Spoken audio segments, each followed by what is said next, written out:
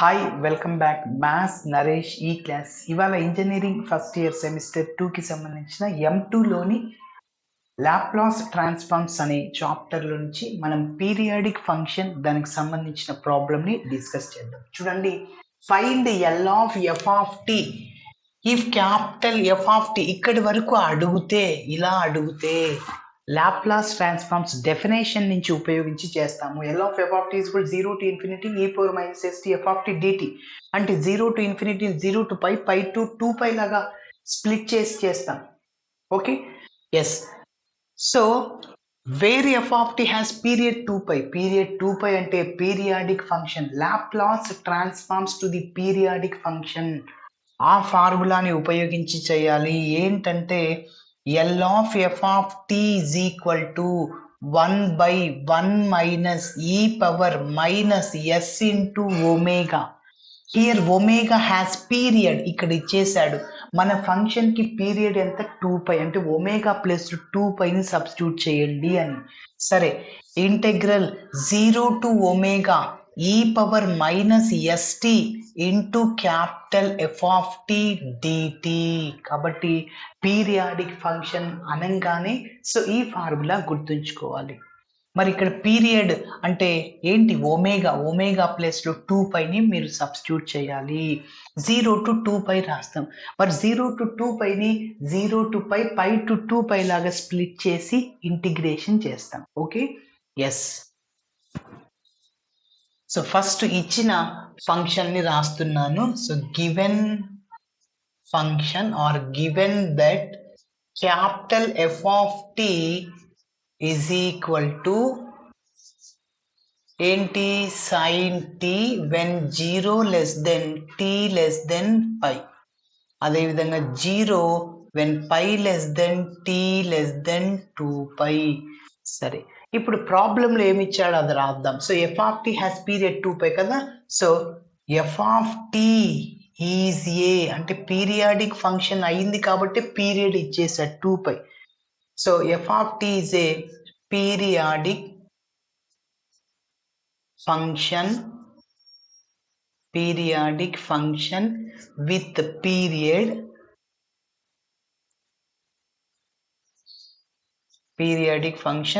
period. Omega is equal to 2 pi. Okay, next, Laplace transforms to the Laplace transforms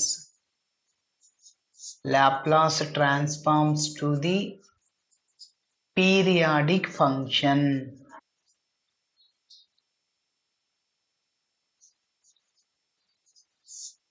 Laplace transforms to the periodic function. ఏంటి?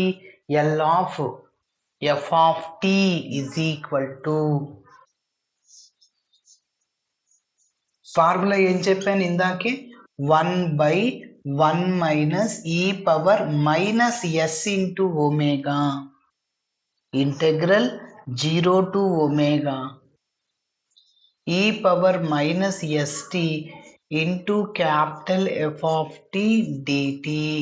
ఇప్పుడు omega ప్లేస్లో 2 pi substitute చేసేస్తాము.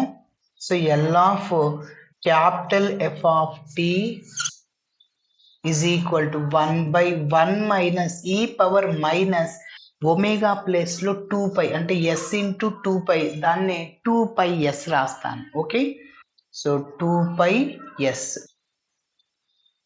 Into integral 0 to omega అంటే 2 pi substitute చేయండి.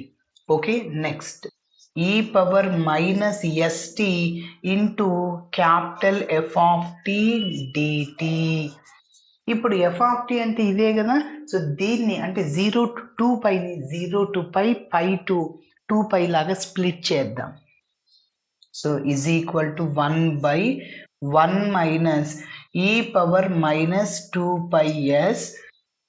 Okay, so again 0 to 2 ని ఏం చెప్పాను? 0 to pi e power minus st into capital f of t dt plus చెప్పండి pi to 2 pi మళ్ళీ ఈ పై క్యాన్సిల్ అయిపోయి 0 to 2π వస్తుంది. Okay, so e power minus st into capital f of t dt. Okay, yes. మరి ఇప్పుడు దీని meaning ఏంటంటే ఇక్కడ టీతో ఇంటిగ్రేషన్ చేస్తున్నాం కాబట్టి టీ వాల్యూ అనేది 0కి పైకి మిడిల్లో ఉంటుంది, అంటే 0 less than t less than π అని. ఓకేనా, మరి ఇక్కడ టీ వాల్యూ పై కంటే ఎక్కువ 2π కంటే తక్కువ, అంటే దాన్నే π less than t less than 2π అంటాం సార్.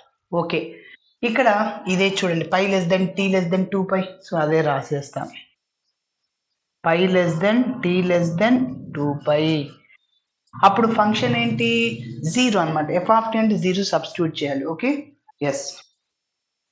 నెక్స్ట్ స్టెప్ ఇక్కడ నోట్ చేస్తున్నా.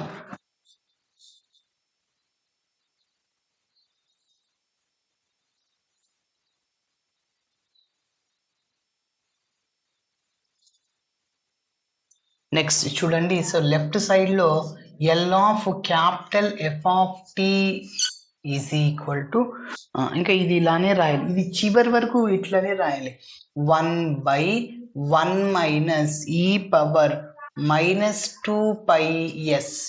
ఓకే, ఇంకా 0 to π అలానే రాస్తున్నా, integral 0 to π e power minus st into capital F of tea అంటే ఏంటి, when 0 less than t less than π అంటే మన function sine t. Okay, into sine t పక్కనే dt వస్తుంది, plus integral π to 2π to 2π e power minus st into capital F of t ఎప్పుడు when π less than t less than 2π అంటే మన function 0. Okay, 0 into పక్కన dt, ఇదంతా 0 into anything, ఇది 0 అయింది, ఇంకా మిగిలింది దీనికి ఇంటిగ్రేషన్ చేయాలి. So is equal to 1/1 minus e power minus 2πs, ఇంకా మిగిలింది integral 0 to π e power minus st into sine t dt. Yes, ఇప్పుడు మనం ఇంటిగ్రేషన్ చేయాలి. సో ఇప్పుడు దీన్ని మనం ఇంటిగ్రేషన్ చేసి లిమిట్స్ని సబ్స్టిట్యూట్ చేస్తే మన ప్రాబ్లం కంప్లీట్ అవుతుంది. ఇది ఎలా ఉంది, direct formula, integral e power a x sine b x d x, ఇక్కడ ఎక్స్ లేదు టీ ఉంది అన్నమాట. ఇప్పుడు నేను చెప్పబోయే ఫార్ములాలో ఎక్స్ ఉంటుంది, ఎక్స్ బదులు టీ పెట్టడం అంతే. చూడండి, integral e power a x sine b x d x, గుర్తుంచుకోవాలి formula e power a x by a square plus b square into first a వస్తుంది సైన్ కాబట్టి ఫస్ట్ సైన్ ఫార్ములా కాబట్టి sine b x minus b cos b x. ఓకేనా, కాబట్టి sign వస్తుంది, first sign కాబట్టి minus వస్తుంది, మళ్ళీ కాస్. అదే ఇక్కడ ఈ పవర్ ఎక్స్ కాస్ బిఎక్స్ అనుకో, e power x by a square plus b square, ఇది కామన్, ఫస్ట్ ఏ వస్తుంది, సైన్ బదులు కాస్ బిఎక్స్, ఇక్కడ మిడిల్లో ప్లస్ వస్తుంది, బి సైన్ బిఎక్స్ వస్తుంది. ఓకే, గమనించుకోండి, అక్కడ ఎక్స్తో ఇంటిగ్రేషన్ ఉన్నప్పుడు ఇక్కడ టీతో ఎక్స్ బదులు టీ పెట్టడం అంతే. అయితే దీంతో కంపేర్ చేస్తే అక్కడ ఎక్స్ కోఎఫిషియంట్ ఏ, ఇక్కడ టీ కోఎఫిషియంట్ ఎంత, since A is equal to minus yes, అదేవిధంగా బి ఈజ్ ఈక్వల్ టు, ఇక్కడ చూడండి సైన్ 1 ఇంటూ టీ రాయొచ్చు సైన్ టీని, కాబట్టి ఇక్కడ బి అంటే ఎవరు 1, సో కాబట్టి 1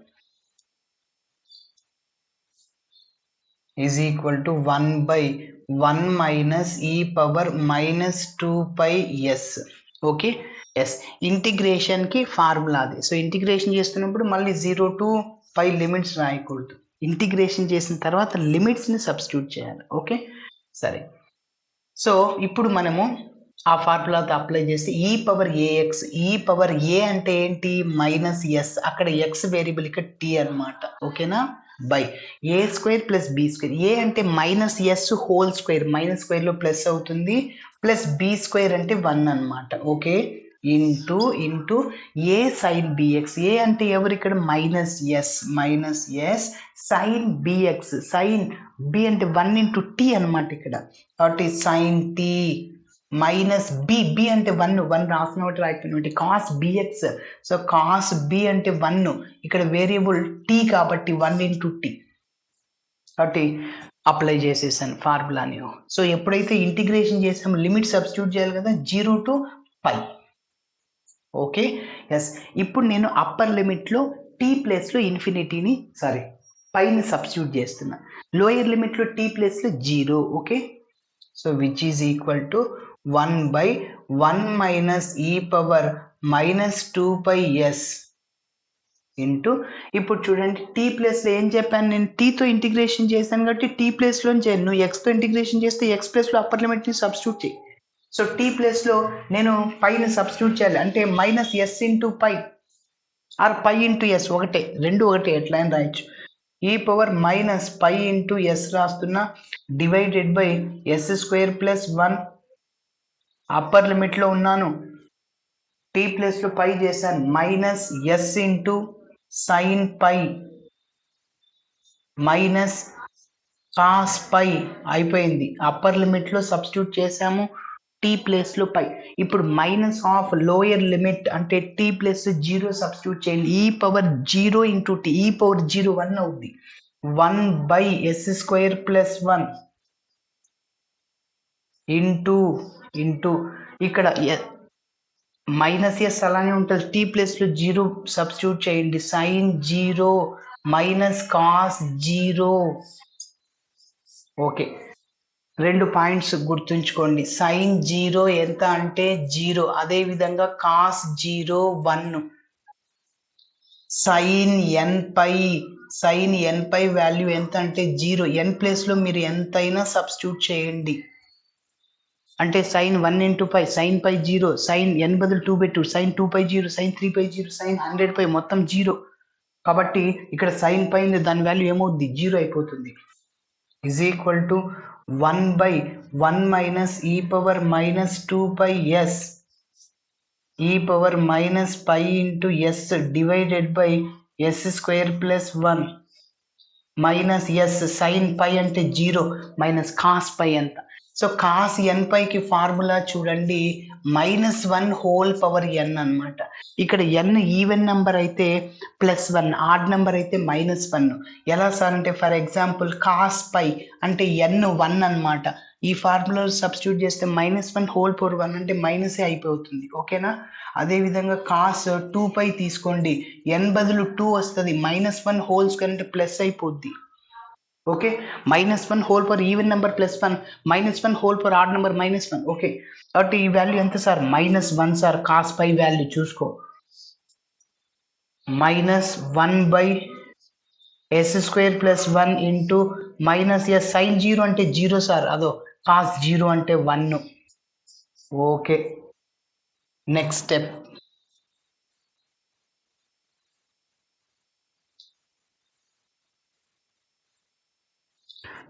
చూడండి, సో 1/, ఇది ఇలానే రాస్తున్నాను, 1 - e power -2πs into e power -π into s by s² + 1. ఇక్కడ ఇంకా మిగిలింది ఇదంతా 0 అయిపోతుంది, -1 అంటే 0 + 1 అంటే 1. సో నేనేం రాయట్లేదు ఇంకా. ఓకే, సరే.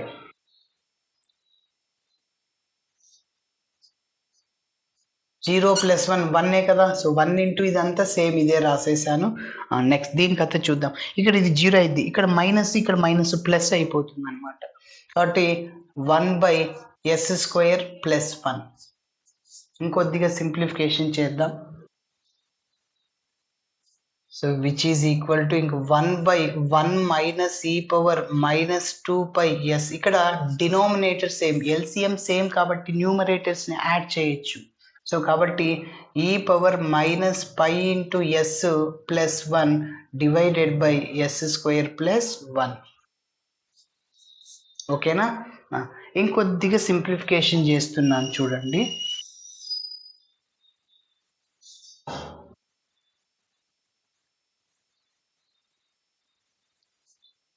ఇప్పుడు 1 ఇంటూ e పవర్ -πs + 1 అంటే e పవర్ -πs + 1.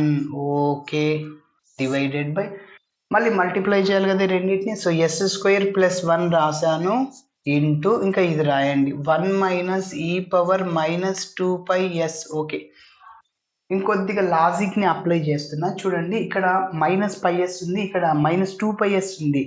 ఇప్పుడు నేను ఈ పవర్ మైనస్ 2πs ని e power minus πs whole square రాసుకోవచ్చా? ఎస్, రాసుకోవచ్చు.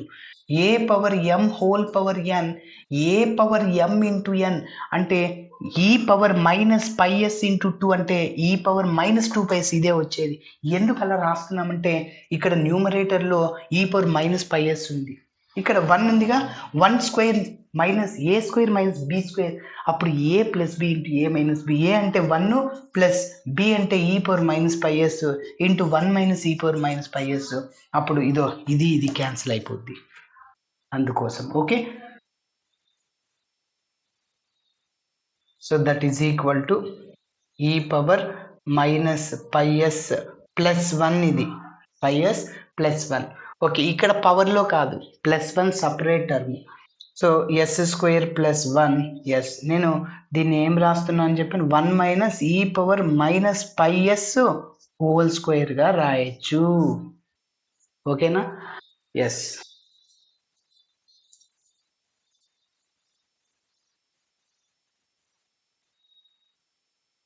L of capital F of t which is equal to న్యూమరేటర్లో ఈ పవర్ మైనస్ πs ప్లస్ 1 ఉంది. ఓకే, ఇది ఎలా ఉంది? A square minus B square formula లాగా ఉంది. A plus B into A minus బిని ఉపయోగించవచ్చు. ఓకే, ఏ అంటే 1, బి అంటే e power minus πs. So yes square plus 1 రాస్తున్నాను. ఏ ప్లస్ బి అంటే 1 plus e power minus πs into 1 minus e power minus πs. ఓకేనా? A plus B into A minus B. E power minus πs plus 1, e power minus πs plus 1 cancel. ఇంకా న్యూమరేటర్లో ఏముండదు. So 1 by S square plus 1 into 1 minus e power minus πs completed. Okay, so ఇలా చాలు. Thanks for watching my video. Video నచ్చితే ఖచ్చితంగా మీ friends కూడా share చేయండి. బాయ్.